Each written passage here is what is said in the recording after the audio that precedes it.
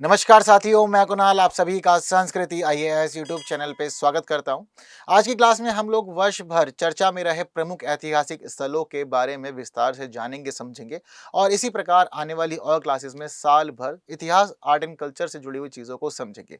तो क्लास आपके लिए बहुत महत्वपूर्ण है, आपके प्रीलिम्स एग्जामिनेशन के लिए काफ़ी ज़्यादा खास है। तो आइए आगे बढ़ते हुए जानते समझते हैं कि आज की क्लास में कौन कौन से प्रमुख ऐतिहासिक स्थल आप लोगों के लिए लिए गए हैं। तो आज की क्लास में हम लोग जिस पे सबसे पहले बात करने वाले हैं वो है चराई देव मोइदम्स।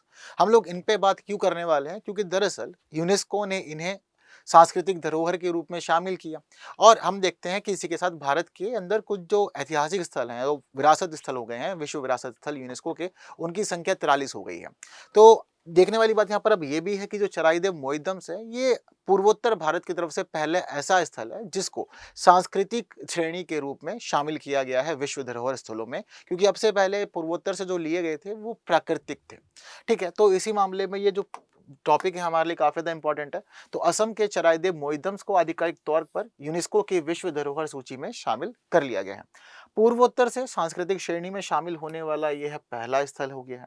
इसके अलावा यूनेस्को की जो विश्व धरोहर स्थल है भारत में उनकी संख्या 43 हो गई है। और वहीं बात करें पूर्वोत्तर से कौन कौन से हैं, तो चराइदेव मोइदम्स, काजीरंगा राष्ट्रीय उद्यान और मानस राष्ट्रीय उद्यान, ये तीन हमारे जो है वो पूर्वोत्तर भारत के हैं। ठीक है, और देखा जाए खासतौर पर असम के ही हैं। ठीक है, ये भी क्लियर है क्योंकि तीनों जो है वो असम के ही प्रमुख क्षेत्र हैं। क्लियर है ऐसी बात सारी की सारी। तो सभी बातें जो हैं ये इंपॉर्टेंट है, नोट डाउन करके रखिएगा। एक एक लाइन में आपको हर जगह आपको कुछ ना कुछ इंपॉर्टेंट देखने को मिलता रहेगा। अब चराइदेव मोइदम्स कहाँ हैं और क्यों खास है समझते हैं। तो देखिए, चराइदेव मोइदम दरअसल पूर्वी असम के अंदर पटकाई पर्वतमाला की तलहटी में अवस्थित है। और ये किससे संबंधित है इतिहास में, तो दरअसल ये चराइदेव ताई अहोम राजवंश के शाही कब्रगाह है। तो एक्चुअल में चराइदेव मोइदम्स का मतलब क्या है, एक प्रकार की कब्रगाह स्थल इसको समझा जाता है, जाना जाता है। ठीक है, तो कब्रगाह स्थल है, 13वीं से 19 शताब्दी से संबंधित है, मुख्य रूप से देखा जाए वो भी चराइदेव ताई अहोम राजवंश से। ठीक है, अब इसके अलावा ये जो हमारे कब्रगाह हैं, इन कब्रगाहों की तुलना मिस्र के पिरामिडों से की जाती है। और मोइदम्स जिस शब्द का इस्तेमाल यहाँ किया जा रहा है, दरअसल मोइदम्स का अर्थ होता है आत्मा के लिए घर। तो आत्मा का घर मोइदम्स एक ही बात है। ठीक है, याद रखिएगा, पूछा जा सकता है। इसके अलावा जो चराइदेव मोइदम्स ये जो जगह है, इस जगह के लिए ये माना जाता है कि ये जगह स्वर्ग और पृथ्वी का मिलन बिंदु है, यानी कि स्वर्ग और पृथ्वी दोनों ही इसी जगह पर मिलते हैं। ये शाही कब्रिस्तान क्षेत्रों और इसकी आध्यात्मिक महत्ता के बारे में जानकारी हमें प्रमाणिक स्रोत भी है। ठीक, आइए इसके अलावा स्थापत्य संबंधी विशेषताओं को समझते हैं, यानी कि चराइदेव मोइदम्स किस के मामलों में खास है, जरा एक बार वो नजर डाल लेते हैं। देखिए, जहां कहीं भी आपको चराइदेव मोइदम्स देखने को मिलेगा, कैसे है ये, तो देखिए चराइदेव मोइदम्स दरअसल कुछ इस प्रकार के हैं। आप तस्वीरें सर्च करेंगे तो भी आपको इस प्रकार की आकृति ही देखने को मिलेगी। अब ये जगह जो है वो किस प्रकार से खास होती है, तो देखिए जहां पर आपको चराइदेव मोइदम देखने को मिलेंगे वहां पे आपको कुछ खास चीजें देखने को जरूर मिलेंगी, जैसे कि बरगद का वृक्ष इनके पास जरूर होगा, एक ताबूत होगा, इसके अलावा पांडुलिपियों के लिए छाल वाले वृक्ष यहाँ पर लगा दिए गए हैं। इसके अलावा जल निकाय भी आसपास निर्मित किए गए हैं ताकि एनवायरमेंट जो है वो काफी ज्यादा अच्छा भी रहे। इसके अलावा कुछ खास संरचना आपको यहाँ जरूर देखने को मिल जाएंगी, जैसे कि अर्ध गोलाकार टीला, जैसा कि आपको इस तस्वीर में भी देखने को यहाँ पर ये मिल रहा होगा। देखिए, इस प्रकार के कई टीले बनाए हुए हैं जो अर्ध गोलाकार है। अर्ध गोलाकार टीलों के अलावा हम देखते हैं कि यहाँ पर शीर्ष पे एक और संरचना बनी हुई है जिसको कहते हैं चाउ चाली। ठीक है, दरअसल यहाँ पर ना कुछ रीजनल शब्द जो है वो भी इस्तेमाल किए गए, पर उनका जो सामान्य अर्थ है वो भी बताया गया। जैसे कि अर्ध गोलाकार टीला जो है उसको स्थानीय भाषा में कहा जाता है गा मोइदम। ठीक है, तो इस अर्धगोलाकार टीला गाम उद्यम है। इसके अलावा ऊपर एक पवित्र संरचना बनी हुई है, उस संरचना को कहते हैं चाउ चाली। इसके अलावा हम देखते हैं यहाँ पर कि एक अष्टकोणीय दीवार बनी हुई, इसको गढ़ कहा जाता है। ठीक है, और ये जो गढ़ होता है ये ताई ब्रह्मांड का प्रतीक होता है। इसके अलावा ईंट पत्थर से बना हुआ यहाँ पर एक वॉल्ट भी होता है। इस वॉल्ट के भीतर हम देखते हैं कि एक कब्रगाह का गड्ढा होता है। ठीक है, इसको कहते हैं गर्भवाह। ठीक है, गर्भवाह कहा जाता है इसको। वहीं इसके साथ साथ हम लोग देखते हैं कि ये कई और मामलों में भी खास है, जैसे कि सुरक्षा अधिकारियों के मामले में। दरअसल अहोम के शासनकाल के दौरान हम देखते हैं कि मोइदम्स की सुरक्षा मोइदम फुकम नामक विशेष अधिकारियों के द्वारा की जाती थी। ठीक है, तो हम लोग देखते हैं कि मोइदमिया नामक एक रक्षक समूह के द्वारा की जाती थी। ठीक, अब दरअसल यहाँ पर क्या था कि सुरक्षा का मामला भी रहता है। तो अहोम के जो शासक काल के दौरान हम लोग को ये पता चलता है कि यहाँ पर मोइदम्स की सुरक्षा मोइदम फुकम नामक विशेष अधिकारी करते थे और मोइदमिया नामक एक रक्षक समूह यहाँ पर नियुक्त किया जाता था। क्लियर बात। अब क्यों बनाए जाते थे ये मुअद्दम? तो ये मुअद्दम इसलिए बनाए जाते थे क्योंकि मृत्यु के बाद के जन्म में विश्वास किया जाता था। दरअसल कब्र बनाने का एक अर्थ ये होता है कि हम लोग मृत्यु के बाद भी हम लोग विश्वास करते हैं कि पुनर्जन्म होगा इस व्यक्ति का। तो जब कब्र बनाई जाती है तो कब्र में क्या करते हैं कि उस व्यक्ति के जो ज़रूरी सामान होते हैं या जिस सामान से उसको लगाव होता है वो सब भी उसकी कब्र में रख दिया जाता है। और ये चलन जो है वो सभी धर्मों में देखा जाता है जिस धर्म में कब्र का चलन होता है। तो वहीं मुअद्दम्स जो है, मुअद्दम्स के मामले में देखते हैं कि मुअद्दम्स जहाँ-जहाँ मिले हैं वहाँ पर उनके शवों के साथ घोड़े, हाथी, खाने-पीने की चीज़ें और कई बार तो नौकर की वस्तुएँ भी ना उनकी कब्र से बाहर निकली हैं अवशेष के रूप में। ये भी हमें यहाँ पर पता चलता है। शवाधान की विधियाँ अलग-अलग काल में अलग-अलग है, जैसे कि हड़प्पा सभ्यता पढ़ते हैं तो वहाँ भी पता चलता है कि शवाधान की अलग एक व्यवस्था थी उस समय भी और लोगों को दफनाया जाता था। ठीक उसी प्रकार ये है तो शवाधान ही है तो कब्र ही।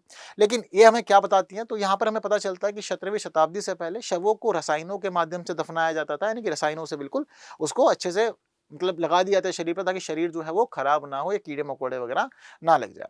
साथ-साथ ये भी देखते हैं कि बाद में फिर सम्मानजनक विधि अपनाई जाने लगी, यानी कि पहले तो शवों के ऊपर रसायन लगा के दफनाते थे।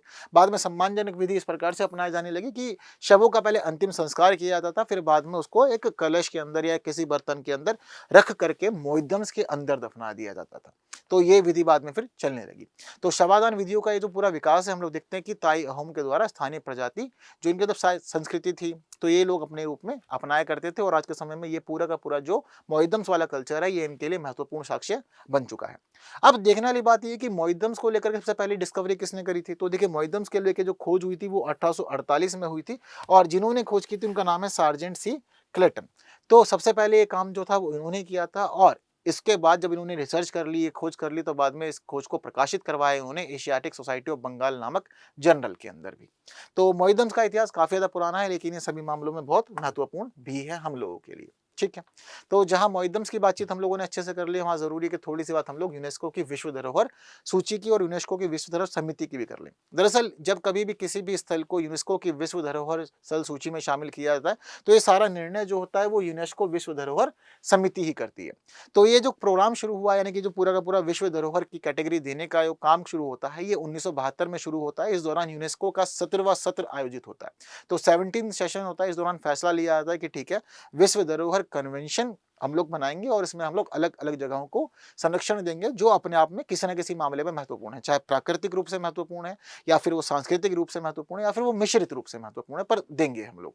ठीक है? इसके अलावा इसके लिए जो सिद्धांत रखा गया वो रखा गया 5 सीएस का, यानी कि 5 बार सी आएगा। कैसे? क्रेडिबिलिटी यानी कि विश्वसनीयता, कंजर्वेशन यानी कि संरक्षण, कैपेसिटी बिल्डिंग यानी क्षमता निर्माण करना, कम्युनिकेशन यानी कि संचार स्थापित करना और कम्युनिटीज़ यानी कि समुदाय को लेकर के साथ में चलना, समुदाय का प्रोत्साहन देना, सामुदायिक विकास, ज्ञान, इन सभी चीज़ों को कनेक्ट करना। तो ये 5 सीएस के तहत चल रहा है पूरा का पूरा मामला।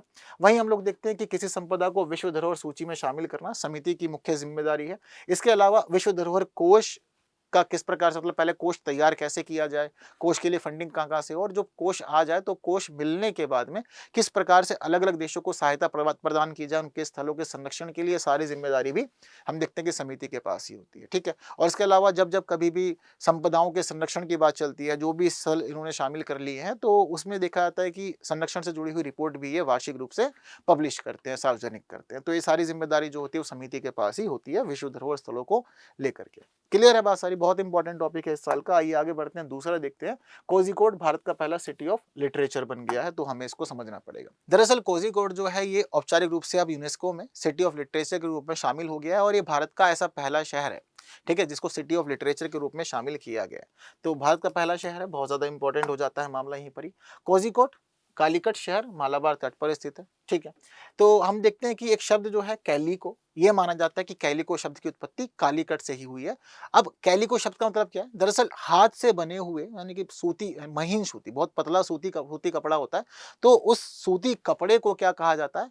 कैलिको कहा जाता है। महीन भी होता है और हाथ से बुना जाता है उसको। तो आप लोगों से इतना भी पूछ सकता है यूपीएससी कि कैलिको से आप लोग क्या समझते हैं, या हाल ही में समाचार पत्रों में चर्चा में रहा शब्द कैलिको किससे संबंधित है?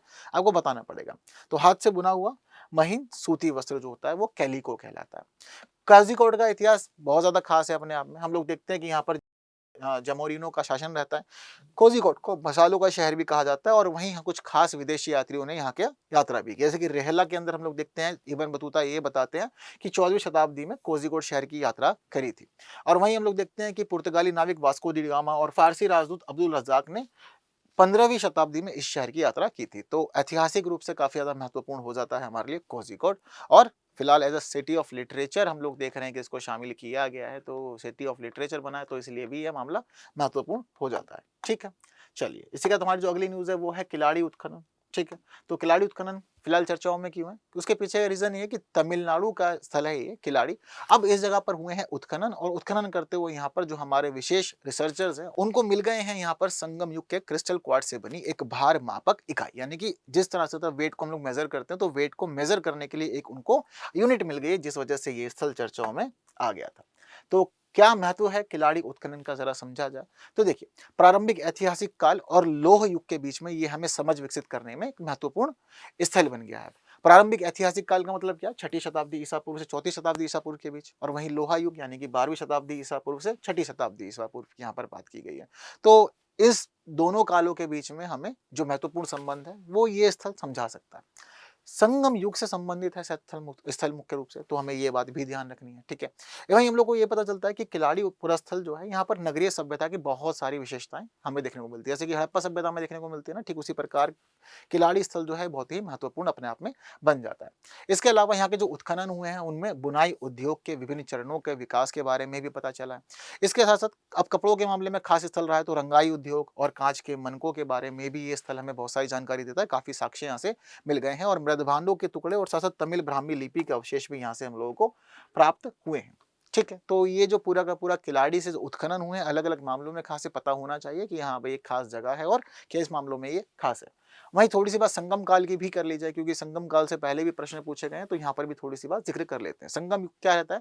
लगभग छठी शताब्दी ईसा पूर्व से तीसरी शताब्दी ईसा पूर्व के बीच हमें तमिलनाडु और केरल का इतिहास पढ़ना पड़ता है। संगम का मतलब क्या? कवियों और विद्वानों की सभाएं जो आयोजित की जाती थी, उनको संगम कहा जाता था, और उसी के आधार पर ये इतिहास का नाम भी पड़ गया। ठीक है, अब हम लोग देखते हैं कि संगम काल के मामले में हमें कवियों के जुड़ी हुई बहुत सारी खास जानकारी मिलती है, और कवि हमें उस समय की सामाजिक आर्थिक बाकी विशेषताओं की जानकारी भी देते रहते हैं। ठीक है, इसके अलावा 3 संगम आयोजित हुए हैं मुख्य रूप से इतिहास में। पहला और तीसरा संगम तो मदुरै में आयोजित हुआ था, जबकि दूसरा संगम जो था वो कपाडपुरम में आयोजित किया गया था। तो ये लाइन भी आप लोग के लिए खास रहती है, इतिहास के मामले में पूछ सकता है कहीं न कहीं आप लोगों से। ठीक है, इसके अलावा संगम साहित्यों में हम लोग देखते हैं कि मुख्य रूप से जो हम लोग को लिटरेचर्स मिले हैं उसमें तोलकाप्पियम, अतुतोके और पत्तू-पतू मुख्य रूप से हैं, शामिल है इसके अंदर। ठीक है, इसके अलावा वहीं हम लोग देखते हैं कि एक जुड़वा काव्य मिला है, हमें इसको कहा जाता है शिलप्पाधिकारम और मणिमेखले। तो इन सभी के नाम भी याद रखिएगा कि कैसे ये तोलकाप्पियम सबसे पहला संगमकालीन साहित्य माना जाता है। इसके अलावा अतुतोके और पत्तू-पत्तू ये सभी महत्वपूर्ण हैं, और साथ-साथ में शिलप्पाधिकारम और मणिमेखले भी। तो ये सारे लिटरेचर हैं इस काल के प्रमुख, और इस काल की खास जानकारी हम लोग को देने का काम ये करते हैं। क्लियर है बात सारी? चलिए, इससे आगे बढ़ते हैं, आगे अगली न्यूज़ देखते हैं कि आंध्र प्रदेश में ब्राह्मी लिपि के जो शिलालेख मिले हैं, अवशेष मिले हैं, इससे जुड़ी हुई कुछ चीज़ें हम लोग को यहाँ पर पढ़नी है। ठीक है, तो देखिए फिलहाल स्थिति ये है कि आंध्र प्रदेश के अंदर जगह है, इसका नाम है पालनाडु। इस जिले के अंदर अमरावती मंडल में धरणीकोट्टा गांव के अंदर एक ब्राह्मी अभिलेख मिला है, जिस मामले में फिर ये स्थल चर्चाओं में आया था। तो क्या-क्या खास चीज़ है? तो देखिए यहाँ पर जो शिलालेख मिला है, उस शिलालेख का विषय जो है वो विषय एक स्मारक स्तंभ पर हम देखते हैं कि 2 पुत्रियों के परिचारिका को दर्शाया गया है। जिन 2 पुत्रियों की परिचारिका को यहाँ दर्शाया गया है, उसमें शामिल कौन-कौन है? उसमें शामिल है हताना और विनिया। ये 2 पुत्रियों का नाम है, तो उनकी परिचारिका के बारे में चीज़ें हमें इस अभिलेख पे देखने को मिलती हैं। अगर बात करें कि इस अभिलेख की लिपि और भाषा क्या है, तो देखिए ये अभिलेख जो है वो दूसरी शताब्दी ईस्वी से संबंधित है, और प्राकृत भाषा के मामले में ब्राह्मी लिपि का उपयोग करके इस अभिलेख को लिखा गया है। सांस्कृतिक और ऐतिहासिक महत्व भी काफ़ी है इसका, क्योंकि धरणीकोटा के आसपास का क्षेत्र जो है वहाँ हम लोग देखते हैं कि अमरावती भी है, और अमरावती अपने बौद्ध स्तूपों, मठों और कलाकृतियों के लिए बहुत ही ज़्यादा फेमस है, तो इसका ऐतिहासिक सांस्कृतिक महत्व भी हो जाता है यहाँ पर। अगर बात करें ब्राह्मी लिपि की उत्पत्ति की, तो देखिए ब्राह्मी लिपि जो है भारत की सबसे पुरानी लिपियों में से एक ही है। ठीक है, और ये भी माना जाता है कि तीसरी शताब्दी ईसा पूर्व के आसपास इसकी उत्पत्ति हुई थी, और इसका सबसे ज़्यादा इस्तेमाल जो किया है, सबसे बढ़िया से इस्तेमाल जो किया था वो अशोक ने किया था, क्योंकि अशोक ने बहुत सारे अभिलेख लिखवाए, तो अशोक ने अपने अभिलेखों के अंदर ब्राह्मी लिपि का खास तौर पे उपयोग किया है। हालांकि और भी लिपियाँ उपयोग की थी, जैसे कि अरामाइक है, खारोष्टी है, उनका भी चलन था, पर ब्राह्मी का काफ़ी अच्छे से इस्तेमाल किया था अशोक ने अपने अभिलेखों में, शिलालेखों में, बाकी सभी जगहों पर। ठीक, क्लियर है बात?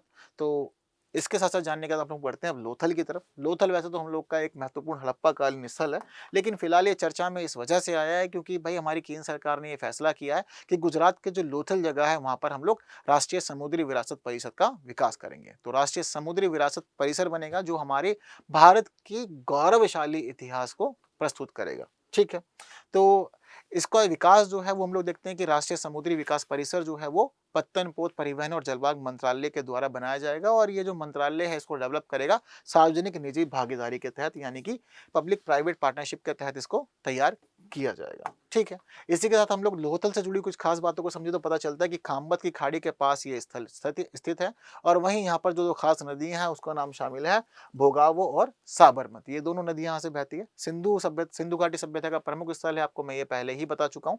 यहाँ पर विश्व के सबसे पुराने मानव निर्मित गोदीवाड़ा के साक्ष्य प्राप्त हुए हैं और गोदीवाड़ा 2400 ईसा पूर्व का माना जाता है जनरली, तो इंपॉर्टेंट है, याद रखिएगा जरूर। चलिए आगे बढ़ते हैं। अगले जो हमारी न्यूज है वो है गोवा के मैक्सी गांव में चट्टानों पर नवपाषाणकालीन नक्काशी देखने को मिली है।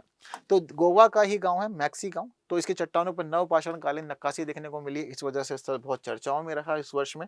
और इससे जुड़ी क्या क्या बातें आपको ध्यान रखनी है, तो देखिए ये चट्टानें जो हैं वो वैसे तो आज से 20 साल पहले ही खोज ली गई थी और 20 साल पहले ये जारमी नदी के सूखे तट के पास विशाल चट्टान में पाई गई थी। ठीक है, अब इसके अलावा यहाँ पर हमें ये पता चलता है कि ये प्राचीन चट्टानें जो हैं वो जैबू बेल मृग जैसे जीवों के बारे में बताती है, उनके चिन्ह वगैरह यहाँ पर मिले हैं और आकृतियां उकेरी गई हैं। ठीक है, इसके साथ हम लोग देखते हैं कि कैप्सूल्स की आकृति भी इसके ऊपर उकेरी गई है, मतलब जो जीव हैं वृक्ष हैं उनकी तो आकृति है ही है। इसके अलावा हम लोग यहाँ पर ये देख रहे हैं कि कप्यूल्स भी मिले हैं। अब दरअसल जीवों की आकृतियां तो मिली ही मिली है, जैबू बैल मृग, ठीक है, तो ये सब चीजें तो उकेरी गई हैं। साथ साथ हम लोग देखते हैं कि कप्यूल्स भी यहाँ पर है। अब कप्यूल्स दरअसल होता क्या है, तो देखिए कप्यूल्स चट्टानों में हम देखते हैं कि मानव द्वारा निर्मित कप के आकार के अर्धगोलाकार गड्ढे होते हैं। तो अर्धगोलाकार गड्ढे जब होते हैं वो कप के आकार के होते हैं, तो इसीलिए उसको कप्यूल्स कह दिया जाता है। ठीक, क्लियर है, याद रखिएगा, पूछ सकता है कप्यूल्स के बारे में, तो कप्यूल्स बता दीजिएगा। इसके अलावा अगर हम बात करें भारत के अंदर प्रागैतिहासिक शैल चित्रों की कि कब कब हमें खास तौर पर शैल चित्र देखने को मिले, तो सबसे ज्यादा प्राचीन जो है वो उच्च पुरापाषाण काल है। उच्च पुरापाषाण काल के अंदर हमें भारत के सबसे पुराने शैलचित्र देखने को मिलते हैं, इसलिए इसको भारत में सबसे पुराने शैलचित्रों का काल भी कहा जाता है। इस दौरान हम लोग देखते हैं कि जो मानव था वो छड़ी का इस्तेमाल करते हुए मानव आकृतियां बनाया करता था। साथ साथ हम लोग देखते हैं कि जीवों की आकृति जैसे कि हाथी, बाघ और बाकी जीवों की आकृतियां भी हमें देखने को मिलती हैं इस समय। इसके अलावा इस समय के जो चित्र थे वो रेखाओं के मामले में खास थे, रेखाओं के ही इस्तेमाल से सारे चित्र बनाए जाते थे और जो रंग इस्तेमाल किए जाते थे वो प्राकृतिक हरे और लाल रंग के ही इस्तेमाल किया जाता था, हरे और लाल रंग को ही खास तौर पे इस्तेमाल किया जाता था। और इस काल के जो हमें खास चित्र हैं वो देखने को मिलते हैं भीमबेटका में और ज्वालापुरम में, जो आंध्र प्रदेश में। तो भीमबेटका मध्य प्रदेश और ज्वालापुरम आंध्र प्रदेश। ठीक है, इसके अलावा जो दूसरा काल बहुत फेमस है वो है मध्य पाषाण काल। अब जिस तरह से हम लोगों ने अभी ये पढ़ा कि भाई हमारा उच्च पुरापाषाण काल सबसे पुराने शैल चित्रों के लिए फेमस है, वहीं हमारा जो मध्य पाषाण काल है ये सबसे अधिक प्राचीन शैल चित्रों के लिए फेमस है। सबसे ज्यादा संख्या जो है हमें इस काल के ही शैल चित्रों की देखने को मिलती है। हालांकि इस काल के जो चित्र थे उनमें मानव दृश्यों के, यानी कि हमारी रोजमर्रा के जीवन जो होते हैं, शिकार करना, नृत्य करना, ऐसे चित्र बहुत ज्यादा बनाए गए। तो सबसे ज्यादा जो है वो मानव चित्र ही मिलते हैं, लेकिन जानवरों के चित्र भी हमें देखने को मिल जाते हैं। और इस काल के जो मुख्य स्थल हैं वो है पंचमढ़ी और आदमगढ़। ठीक है, आदमगढ़ की पहाड़ियां, तो ये मुख्य रहे। इसका हम लोग देखते हैं नवपाषाण ताम्रपाषाण काल के भी शैल चित्र या मतलब चित्र वगैरह जो है बहुत ज्यादा फेमस रहते हैं। हालांकि इस काल के जो चित्र होते हैं, इस काल के चित्रों में खासतौर पर मृदभांड और धातु के उपकरणों को इस्तेमाल करके उनको बनाया जाता है। जीवंत थोड़े अधिक हो जाएंगे क्योंकि उपकरण अब बढ़ जाएंगे, जीवंत भी मिलेंगे, आत्मीय भी मिलेंगे। रंगों का प्रकार थोड़ा बदलेगा क्योंकि सफेद और लाल रंग इस काल में बहुत अधिक चलन में रहते हैं। वहीं हम लोग ये देखते हैं कि इन रंगों को शायद हेमाटाइट और चूना पत्थर से पीस के तैयार किया जाता था, ये मुख्य सोर्स माना जाता है इसके लिए। इसके अलावा पुरुषों को अधिक साहसी दिखाया जाता था चित्रों में और जानवरों को अधिक वयस्क और प्रभावशाली दिखाया जाता, मतलब बड़े बड़े जानवर दिखाए जाते थे। इस काल के मुख्य स्थलों की बात करें तो चंबल क्षेत्र और देमाबाद जो महाराष्ट्र में है ये प्रमुख है। ठीक है, इसी के साथ फणिगिरी की बात कर लेते हैं, जो महत्वपूर्ण स्थल तेलंगाना में है। अब फणिगिरी की बात क्यों करनी है, दरअसल फणिगिरी तेलंगाना का जो क्षेत्र है ये इस वजह से महत्वपूर्ण है क्योंकि यहाँ पर इक्ष्वाकु काल के सिक्कों का भंडार मिला है। तो सिक्कों के भंडार की वजह से ये स्थल चर्चाओं में आ गया था। अब फणिगिरी का दरअसल मतलब क्या है, सबसे पहले ये समझिए, क्योंकि फणिगिरी नाम जो है वो अपने आप में थोड़ा रोचक है। दरअसल ये दो शब्दों से मिलकर बना हुआ है, एक है फन और दूसरा है गिरी। अब गिरी का मतलब होता है पहाड़िया और दूसरा होता है फन। फन किसका होता है नाक का होता है फन। तो सांप के फन के जो पहाड़ियां हैं उनको हम लोग कहते हैं कि फणिगिरी पहाड़ियां। ठीक है, तो तेलंगाना के हेरिटेज विभाग ने सूर्यापेंट जिले जो तेलंगाना के अंदर है और वहां पर स्थान है फणिगिरी, वहां पर इक्ष्वाकु काल के सिक्कों का भंडार खोजा है।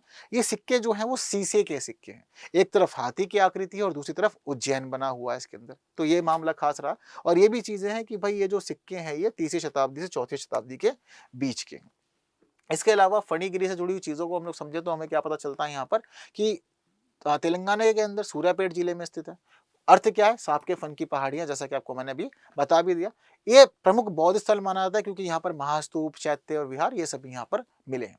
इसके साथ-साथ फणिगिरी दक्कन में पश्चिम और पूर्वी तट को जोड़ने वाला प्राचीन व्यापार मार्ग भी माना जाता है। इसको दक्षिणापथ के रूप में जानते थे। ठीक है? क्योंकि बौद्ध मठ जो है वो काफ़ी ज़्यादा मिले हैं यहाँ पर। इसके साथ-साथ हम देखते हैं कि उत्खनन कार्य के दौरान यहाँ पर महास्तूप, चैत्य गृह, विहार, बोधिसत्वों की मूर्तियाँ, सातवाहन इक्ष्वाकु काल की ब्राह्मी लिपि के अभिलेख, ये सभी चीज़ें यहाँ से बहुत अच्छी संख्या में मिले हैं। इसके साथ-साथ इस जगह पर तोरण की खोज भी की गई। तोरण मतलब बड़े-बड़े जो दरवाजे हुआ करते थे पहले सजावटी, उनको तोरण द्वार कहते थे, तो यहाँ पर तोरण द्वार की खोज भी की गई है। ठीक। इसी के साथ आगे बढ़ते हैं और जानते हैं अब हम लोग बाबीकोंडा के बारे में, बाबीकोंडा मठ के बारे में। क्यों चर्चाओं में आया दरअसल ये? तो देखिए, बाबीकोंडा मठ के चर्चाओं में आने के पीछे का रीज़न ये था कि सरकार ने कहा था कि इस स्थल को एक अच्छे से विकसित करेंगे, क्योंकि बाबीकोंडा मठ जो है ना, दरअसल इसको आंध्र प्रदेश में शालीहुंडम, थोटलकोंडा, बाबीकोंडा, वोजनकोंडा, अमरावती, अनूप, ये सभी जो है ये बौद्ध सर्किट है। तो बौद्ध सर्किट के अंदर ही बाबीकोंडा स्थल को भी शामिल किया गया था, लेकिन दरअसल स्थिति यहाँ पर ये हुई कि इसको बौद्ध सर्किट का एक अच्छे स्थल के रूप में विकसित करना था, लेकिन सरकार का अब ये कहना है कि बजट की कमी के कारण यहाँ पर रखरखाव और मरम्मत का कार्य ठीक तरीके से नहीं चल पा रहा है। तो तब ये मामला न्यूज़ में आया था और फिर हमें पढ़ना पड़ा था कि हाँ, ये बौद्ध सर्किट का मामला है और खास स्थल बना हुआ है। अगर बाबीकोंडा बौद्ध मठ की बात करें तो देखिए, आंध्र प्रदेश के अंदर विशाखापट्टनम के पास ये स्थित है और बाबीकोंडा का मतलब होता है कुओं की पहाड़ी। यहाँ पर बहुत सारे कुएं हैं जहाँ पर वर्षा का जल इकट्ठा होता है, तो कुओं से जोड़ करके बाबीकोंडा कह दिया गया।